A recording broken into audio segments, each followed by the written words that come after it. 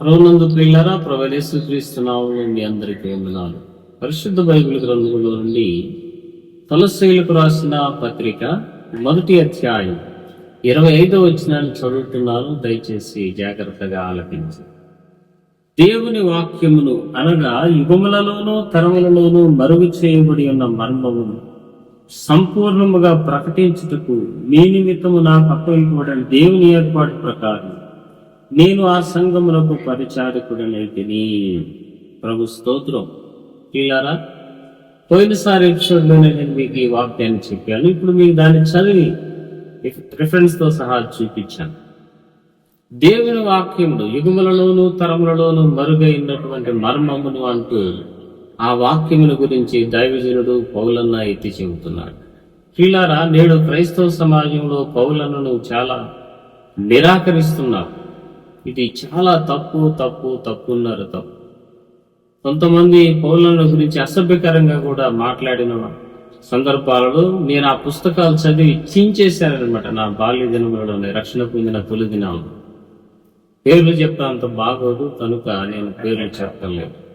మా గురువు గారు మాకు నేర్పిన సంగతి ఏంటంటే, ఏదైనా చెడు ఎవరైనా చేస్తే పేరు చెప్పకుండా ఆ చెడు వాక్యానుసారం అని నిరూపించి అలా చేయొద్దని చెప్పమన్నారు. ఏదైనా మంచి అయితే పేరు చెప్పి వారిని మహిమపరుస్తూ ఇది వాక్యానికి అనుకూలం అని చెప్పి వారిని దృఢపరచమని మా గురువు గారు అతనికి రంజిత్ గారు చూపిన మార్గంలో నేను ఆ పేరు అయితే ఇప్పుడు చెప్పలేకపోతున్నాను. అయితే క్రైస్తవ సమాజంలో దేవుని సంఘాన్ని నడిపించే స్టేటస్ లో ఉన్న చాలా మంది పౌలను మరి అపార్థం చేసుకుని ఆయనను నిరాకరించారు. అయితే వాక్యం ఏమి చెబుతున్నదంటే, క్రైస్తవ సంఘానికి మార్గనిర్దేశకుడు దైవజనుడు అపోస్తలుడైన పౌలు. ఆయన అంటాడు, నేర్పరైన శిల్పకారుని వల్ల నేను పునాది వేసి తిని ప్రతివాడును దాని మీద కట్టుచున్నాడు. పునాది మీద కట్టేవాళ్ళమే తప్ప మనం సొంతంగా పునాది వేసి కట్టేటువంటి కెపాసిటీ గల దైవజనులం కాదు. అయినా ఒకేసారి దేవుడు తన సంఘానికి పునాది వేసేసాడు పౌలన్న ద్వారా. ఇక మరల పునాది వేయకూడదు. వేస్తే ఎవడైనా అది తప్పు. నేర్పరైన శిల్పకారుని వల్ల నేను సంఘంలోకి పునాది వేస్తేనే దాని మీద కట్టాడు. ఆ కట్టే పని పౌలన్న వేసిన పునాదికి అనుకూలంగా కట్టబడితేనే అది నిలవబడుతుంది. ఆ కట్టుటిలో కూడా బంగారము, వెండి, వెలగల రాళ్ళు, కర్ర, గడ్డి, కొయ్యకాలు అని చెప్పి కాల్చివేయబడుతుంది, అగ్ని పరీక్షిస్తుంది అని చెప్పేసి కూడా కొరింథీ మొదటి పత్రికలో అపోస్తలుడైన పౌలన్న దైవజనులను మరియు సంఘమును కూడా హెచ్చరించి దేవుని వాక్య ప్రకారంగా కట్టబడకపోతే మీకు ప్రమాదము. కాబట్టి ప్రభునందు ప్రియులారా, ఏదో పై పొరలలో ఉన్నటువంటి మారు మనసు పొందండి, యేసుని నమ్ముకోండి, ఆయన మిమ్మల్ని దీవిస్తాడు, రక్షిస్తాడు, ఇదే సువార్త అనుకుంటూ మనం అందరం కూడా భ్రమపడుతున్నాం. కాదనడం లేదు, కానీ అవన్నీ కూడా ప్రియులారా, ఎందుకు అలా అంటారంటే, భూలోకపు విద్య ఎలా ఉంటుందో అలతో ప్రారంభించి PhD వరకు ఎలా ఉంటుందో ఆధ్యాత్మిక విద్య, మహోన్నతుని విద్య కూడా అలాగే ఉంటుంది.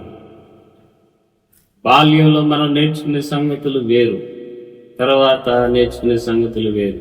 మనం సంపూర్ణ సిద్ధి చెందడానికి నేర్పబడుతున్న సంగతులు వేరు. ఇవన్నీ కూడా ఒక క్రమమైనటువంటి స్థితిలో ఉన్నాయి.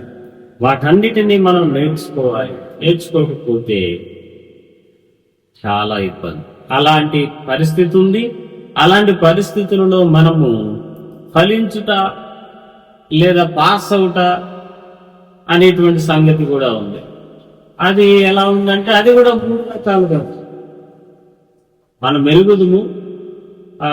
మంచి నేలబడిన విత్తనం అని చెప్పేసి చెబుతూ మత్తయి సువార్త 10లో ఉంది కదా, విత్తువాన్ని చూసిన ఉపమాన భావం చెబుతూ ప్రభు అంటారు, ఒక విత్తనం అంట 30 ఫలించిందంట, ఒక విత్తనం అంట 60 ఫలించిందంట, ఒక విత్తనం ఏమో 100 ఫలించింది. మంచి విత్తనం, మంచి నేలను పడిన విత్తనం ఫలించే దగ్గర కూడా 3 రకాలు. కాబట్టి ఇలా డిఫరెన్సెస్ ఉన్నాయి. దేవుని వాక్యంలో మనం ప్రారంభ దినములలో నేర్చుకోవాల్సిన సంగతులు ఉన్నాయి. తర్వాత ఆత్మీయంగా ఎదుగుతూ సంపూర్ణ స్థితి వైపు ప్రయాణిస్తూ నేర్చుకోవాల్సిన సంగతులు. ఇవన్నీ కూడా మర్మంగా ఉన్నవి, మర్మమై ఉన్నవి. ఒక్క చిన్న సంగతి మీ దృష్టికి తీసుకొచ్చి ముగిస్తాను.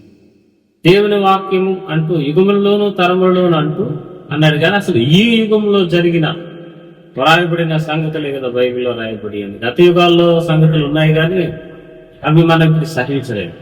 యేసయ్య కూడా చెప్పారు కదా, నేను చెప్పవలసిన సంగతులు అనేకం ఉన్నవి, మీరు ఇప్పుడు సహించలేరు, నేను మీకు అందుకే చెప్పలేకపోతున్నాను, పరిశుద్ధాత్మ దేవుడు వచ్చినప్పుడు చెప్తారు అని. ఇదే పరిశుద్ధ బైబిల్ గ్రంథంలో యోహాను సువార్తలు ఈ సంగతులన్నీ కూడా యోహాను గారు మన గురించి తీసుకొచ్చారు.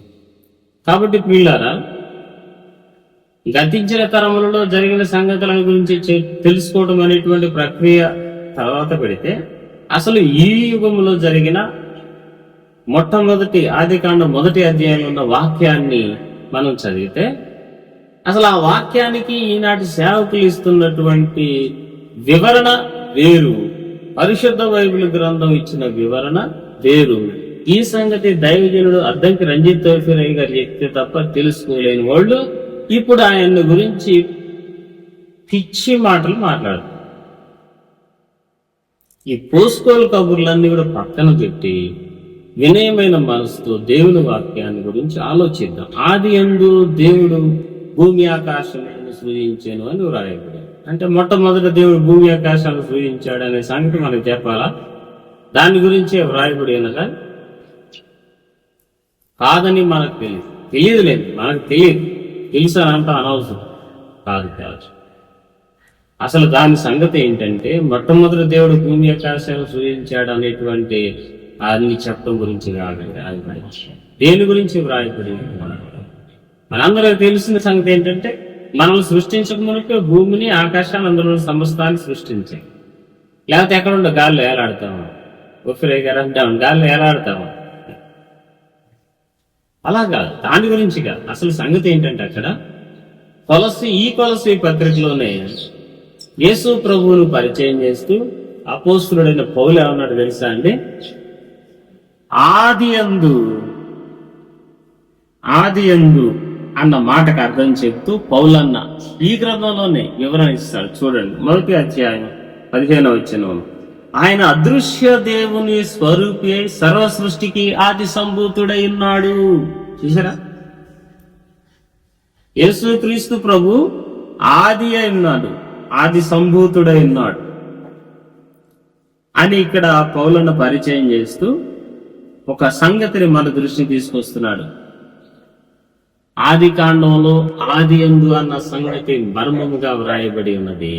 ఆ ఆది యందు అంటే ప్రభువైన యేసుక్రీస్తునందు దేవుడు ఈ భూమి ఆకాశములను సముద్రములందులో సమస్తాన్ని కూడా, ఈ విశ్వమంతటినీ కూడా యేసుక్రీస్తునందు సృష్టించాను రా బాబు అని చెప్తున్నాడు అనమాట. ఇది సంగతి. ఇది దైవజనుడు అద్దంకి రంజిత్ తోఫీరయ్య గారు చెప్పేదాకా క్రైస్తవ సమాజానికి కానీ ఓఫీరయ్య గారికి ముందున్నటువంటి పౌలన్నకు తర్వాత ఉన్నటువంటి సంఘానికి కానీ పౌలన్న చెప్పినా సరే అర్థం కాలేదు. ఈనాడు ఆయన ద్వారా ఓఫీరయ్య గారి ద్వారా దేవుడు ఆ సంగతులను మీరు పరిశుద్ధ దేవుని గురించిన జ్ఞానం అన్న పుస్తకాన్ని మీరు దైవ ఓఫీరయ్య గారు రాసిన పుస్తకాన్ని తెప్పించుకుని చూడండి. అందులో ఈ సంగతులన్నీ కూడా దేవుడు తన దాసుల ద్వారా వ్రాయించారు. దేవుని వాక్యం మనకు అర్థం అవడానికి ఓఫీరయ్య గారి వ్యాఖ్యానాలే మనకు తప్పనిసరి, లేకపోతే అసలు మనకు బైబిల్ అర్థం కాదు. కాబట్టి ఆది యందు అన్న మాట అర్థం ఏంటంటే, ఆది అని చెప్పబడిన ప్రభువైన యేసుక్రీస్తు దేవుని కుమారుని యందు ఒక ప్లాట్ఫారం గా ఆయన ఎంచుకుని దేవుడి విశ్వాన్ని అంతటిని ఆయన మీద సృష్టించాడు. అది అసలు కథ.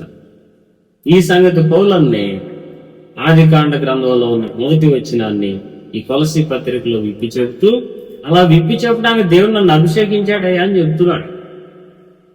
అలాంటి అభిషేకాన్ని ఈనాడు ఓఫీరయ్య గారు కలిగి తరములలోనూ మరుగైన యుగములలోనూ మరుగైన సంగతులను మనకు తెలియజేస్తుంది.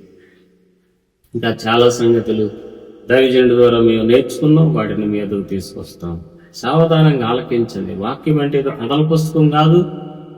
ఈ కథల పుస్తకం అర్థమైంది. అబ్రహాం గురించి, తర్వాత ఇస్సాకు గురించి, తర్వాత దావీదు గురించి అన్ని మనం చదువుతాం కదా. ఏంటి సోదంత అనుకునేవాడిని. కానీ ఆ భక్తుల జీవితాలలో ఇప్పుడు చెప్పబడుతున్నటువంటి ఉపదేశం కాదు, దానికి మించి ఉపదేశం లోపల వ్రాయబడి ఉంది. నెక్స్ట్ ఎపిసోడ్ లో మీకు ఒక సంగతి, దైవజనుడు పౌలన్న చెప్పినటువంటి సంగతిని ఎవరి జీవితంలో నుండి అబ్రహాం మన విశ్వాసములకు మూల పురుషుడు అని చెప్పబడుతున్నాం, విశ్వాసులకు తండ్రి అని చెప్పబడుతున్న అబ్రహాం జీవితంలో నుండి ఒక రహస్యాన్ని పౌలన్న గలతీ పత్రికలో విప్పి చెప్పారు. దానిని ఊపిరిగా చెప్పేదానికి ఇప్పుడు ఎవరికి తెలియదు. బైబిల్లోనే ఉంది, మరి బైబిల్ ఏం చదువుతారో అర్థం కాదు. అది మీ దృష్టికి తీసుకొస్తాను. దయచేసి ఆలకించి ఆశీర్వదించబడండి. ప్రభువు నీకు సహాయం చేయనుగా. Praise the lord.